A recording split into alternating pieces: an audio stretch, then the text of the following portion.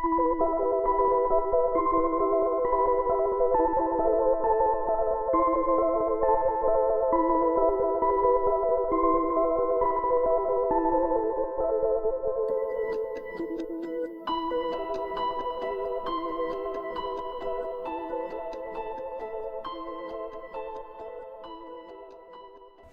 everyone, and welcome back to the Mystery Theory.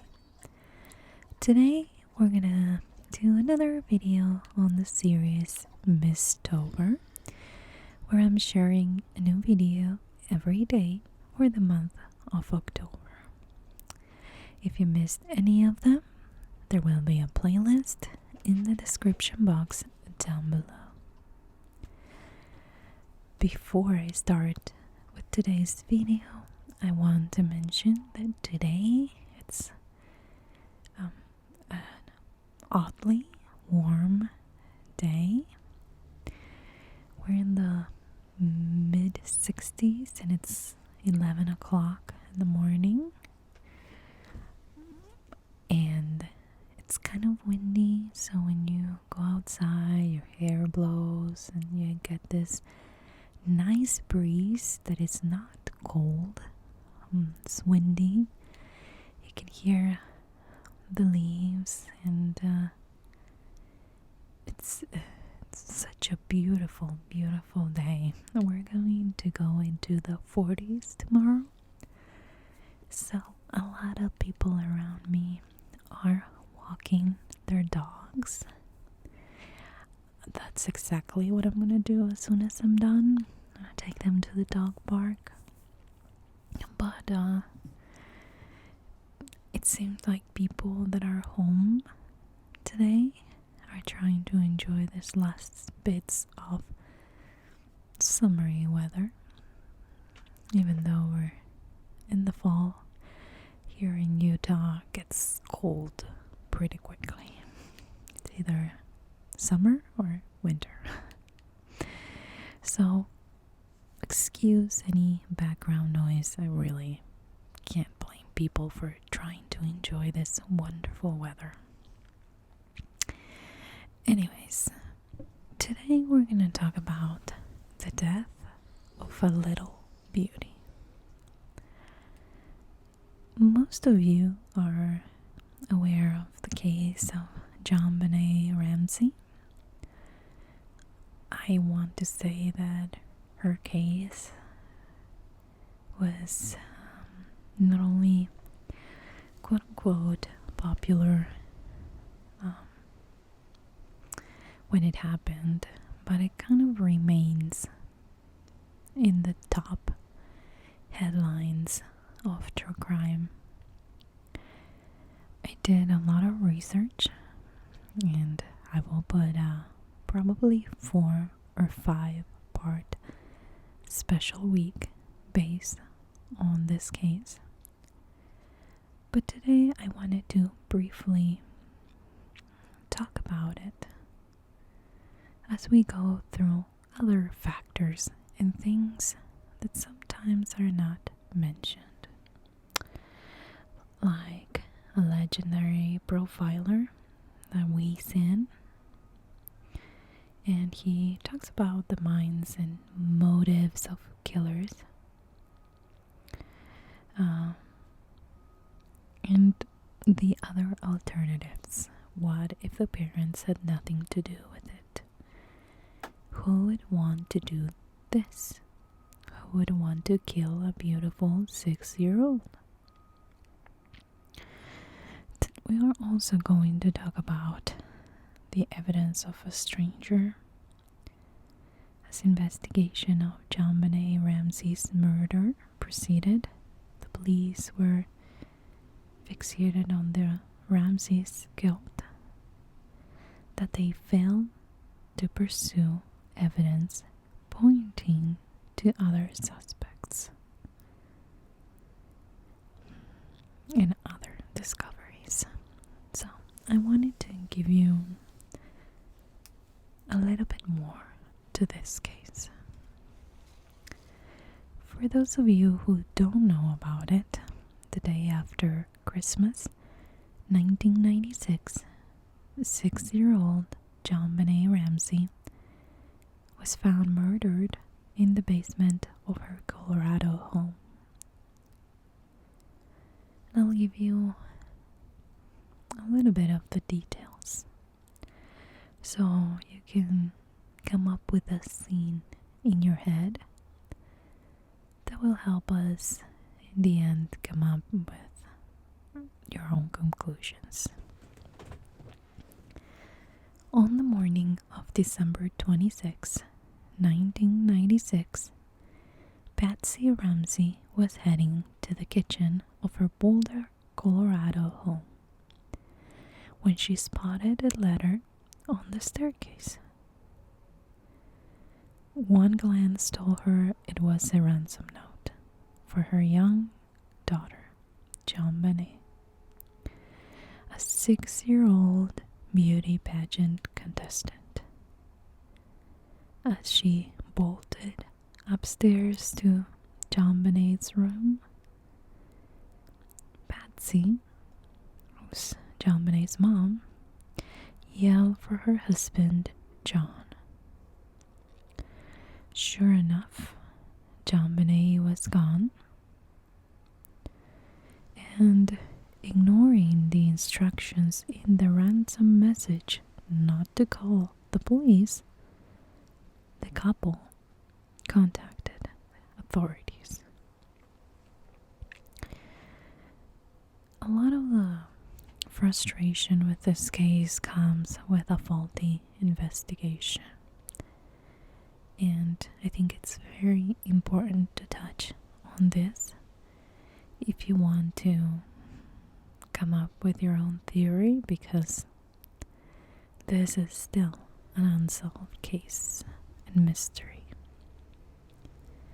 Instead of immediately sealing off the house and declaring it an official crime scene, investigators allowed family members and visitors to enter and leave for hours after she disappeared. A decision that will later come to haunt the authorities.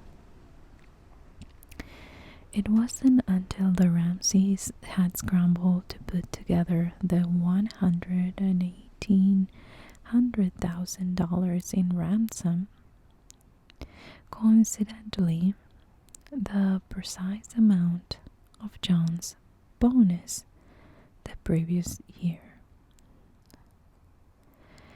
that a proper search of the house was conducted.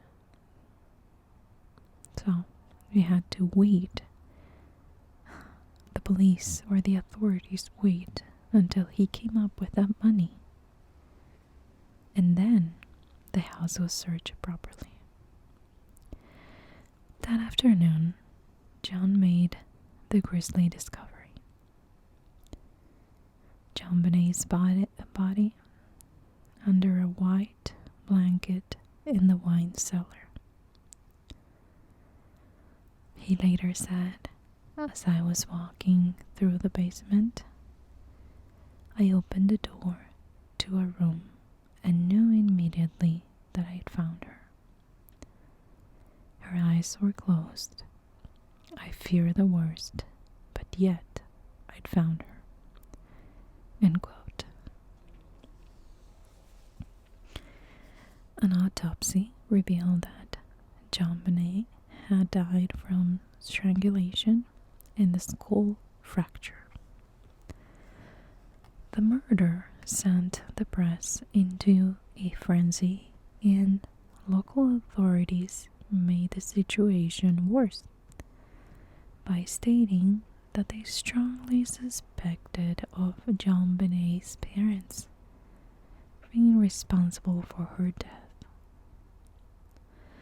One policeman in particular even questioned Patsy's grief, telling Vanity Fair magazine that she'd been watching him through splayed fingers while crying.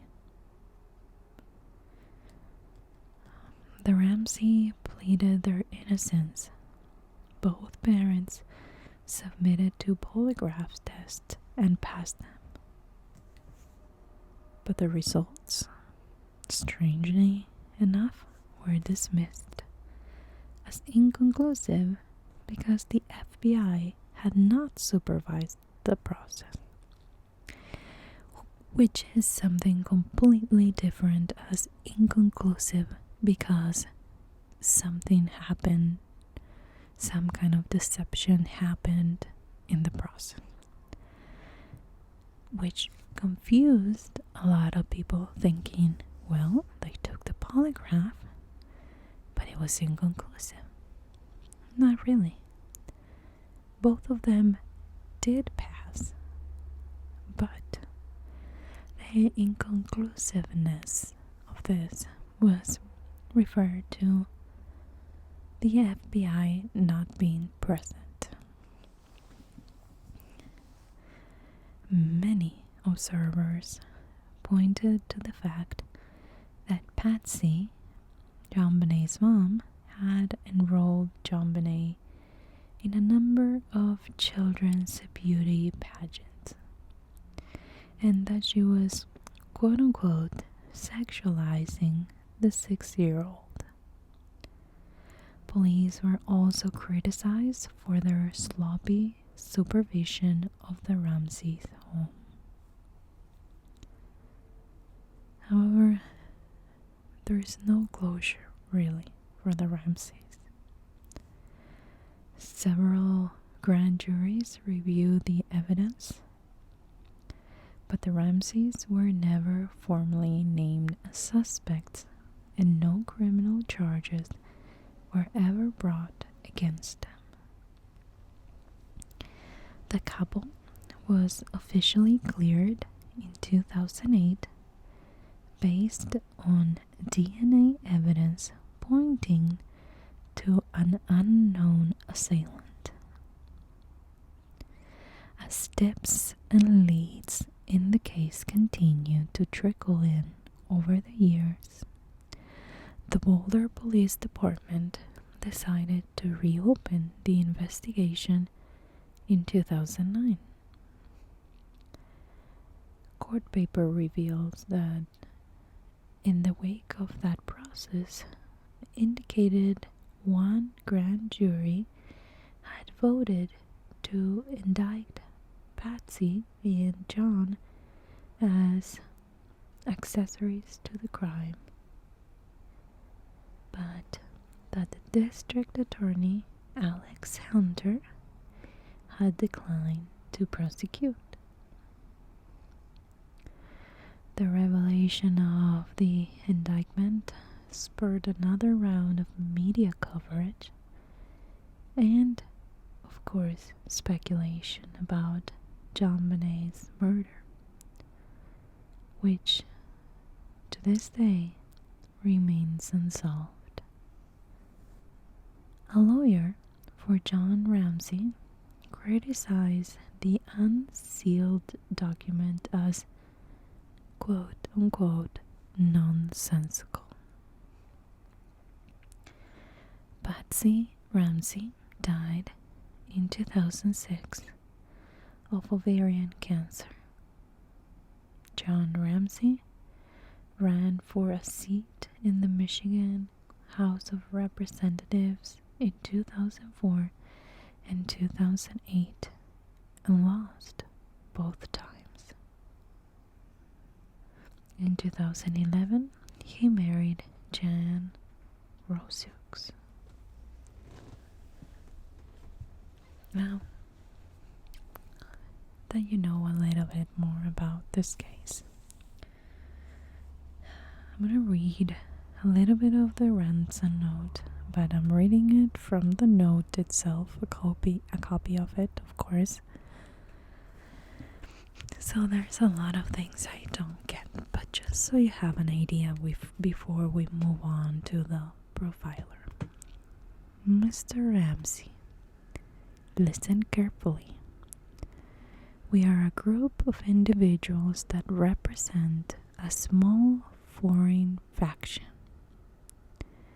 We, and then It seems like they wanted to put do, but then scratch over it. We respect your business, but not the country that it serves. At this time, we have your daughter in our possession. She is safe and unharmed. And if you want to see her, 1997, I'm not sure what then. You must follow our instruction to the letter. You will withdraw 1,800,000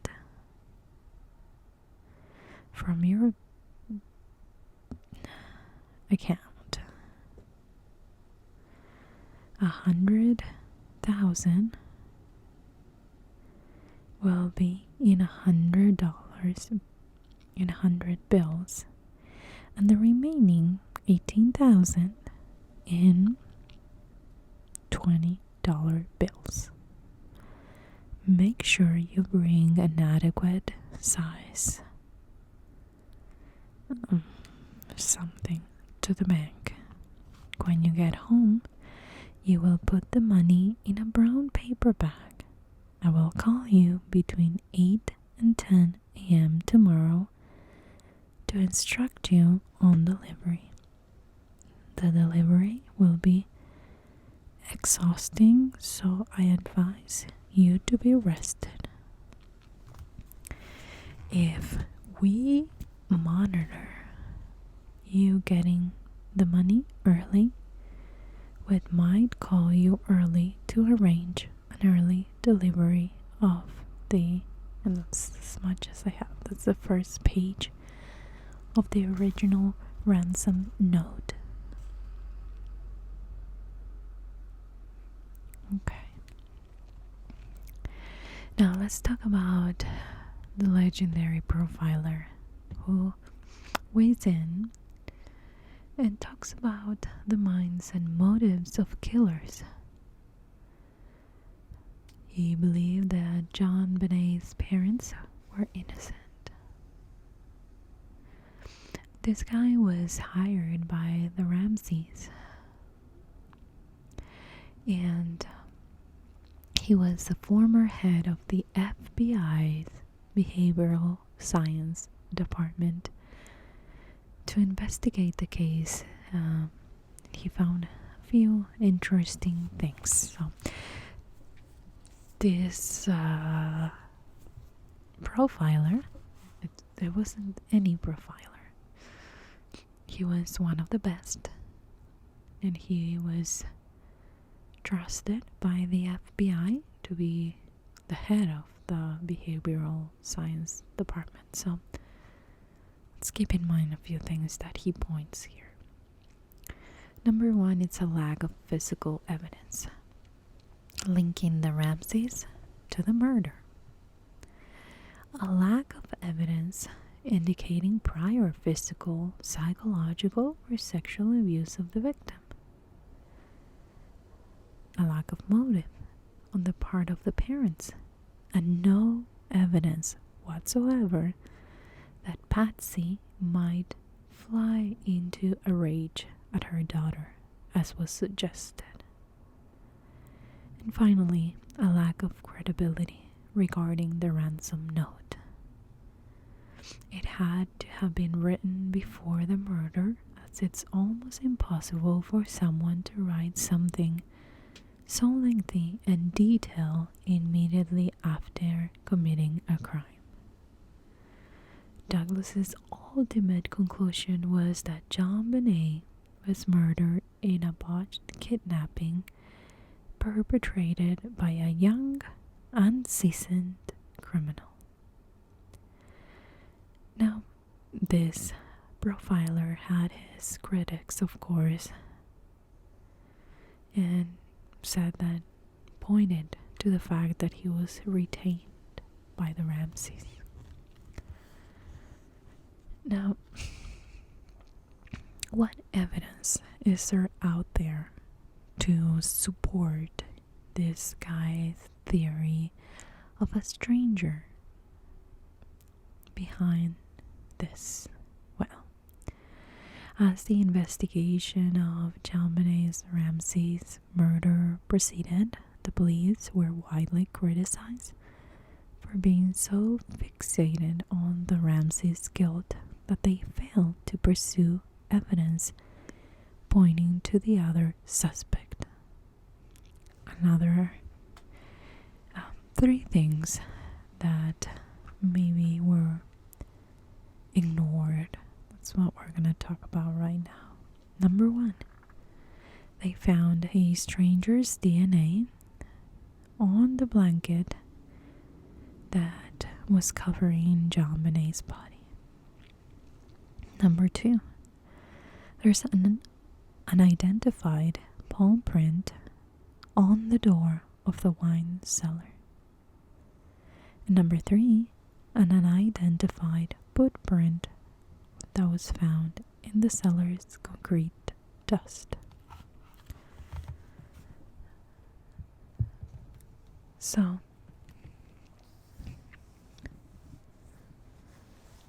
this is a little extra, shorter version of this case, where I think a lot of people have made up their minds saying that, everything pointed or points to the parents, and kind of ignored the evidence that it's still out there. This is such a horrible case because if in fact the parents had nothing to do with this, I can't imagine the judgment of people thinking that you had the nerve and the audacity and the evilness in you to commit a crime like this to your own daughter, and how some people jump to conclusions before even trusting, I guess, the physical evidence that pointed to a whole different direction. So, what do you think? If you had to ask me today, after all the research that I've done, I'm not going to give you my whole theory, but I think that because of the police not treating the scene as a crime scene, it's leaving this footprint, DNA, and palm print kind of in the air. And in other situations, that would be more than enough evidence to pretty much any jury to prove to them that the parents were not the ones that did it, at least not physically. Could this have to do with something that maybe the parents came up with this idea, and it's possible. But according to all the research done in this family, it doesn't point to that direction. There is nothing that the family would get if she was not in this world anymore. So, if there is no motive, then it's another way to convince a jury of your innocence, because there is no motive. Now, in the autopsy, there is a lot of details of what happened to her before she died, what was done to her, and even what she ate. But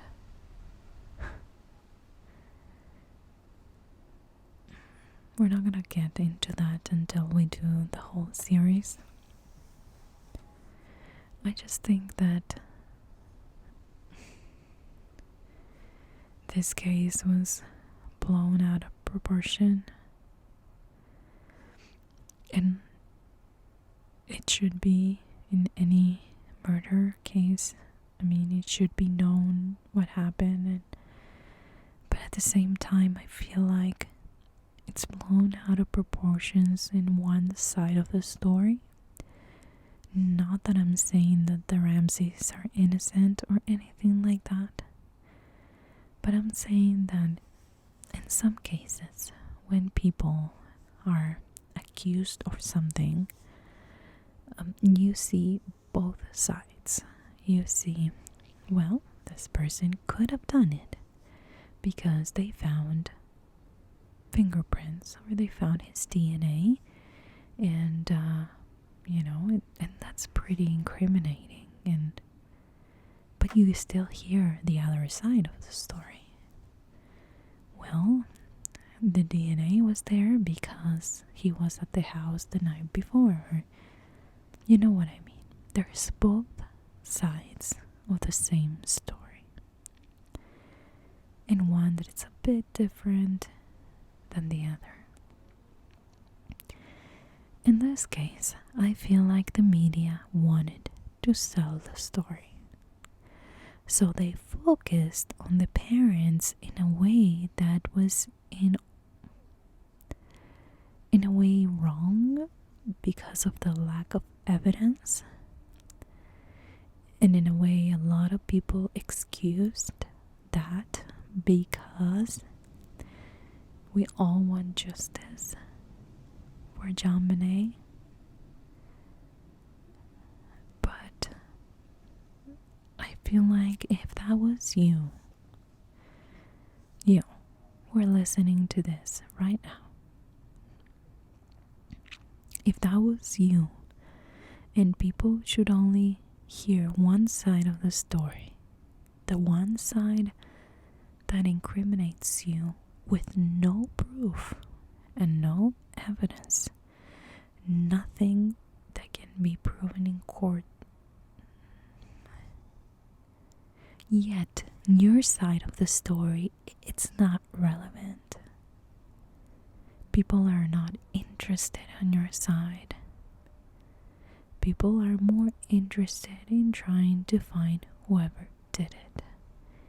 And according to the media, it was a case solved. The parents did it. The brother did it. They even came up with a lot of possible scenarios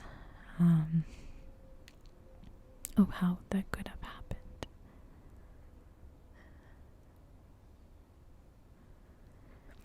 Some of them are completely ridiculous, in my opinion. Of course, you don't have to agree. But a lot of them are just like kind of a joke. And I guess scenarios that me as a mom can't really comprehend, so maybe that's why they don't make sense in my head. But it's definitely something that a lot of people bought at the time and thought that it would be possible. I am going to end this video by saying I'm not saying that the Ramseys are innocent, and I'm not gonna say that the Ramseys are guilty. What I'm saying is, based on all the research that I've done, the one thing I hate is when the media are trying to get a piece of the story to profit. And they don't care how much they're gonna drag you in the mud. They don't care how bad your life would be ruined because of this. They really don't. And that's why I don't watch the news anymore. because they sensationalize everything. They cater to their own needs, their own ways of making money, of exploiting a situation that it's, in this case, a horrible case. I mean, look at JonBenet's face. I'm looking at her face right now. Look at the beautiful smile. She still had all her baby teeth in that picture, and she had the most beautiful, sweet eyelashes. And yes, she was in a lot of beauty contests because she was beautiful. And I'm not saying that her mom was right or wrong. I'm not saying that because she was in those type of situations is that this happened to her.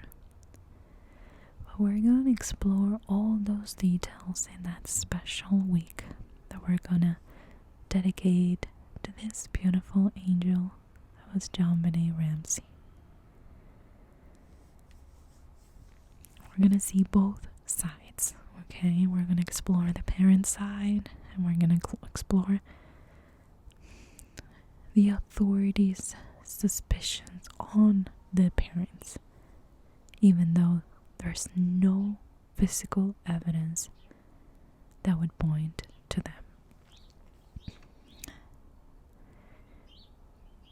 Can you hear the birds?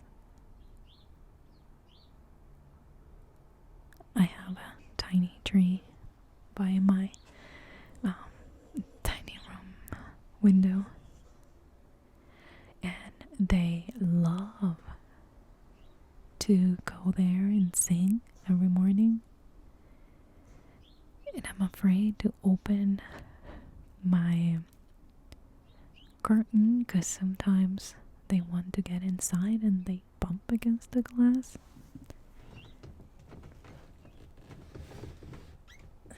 But they're so happy right now.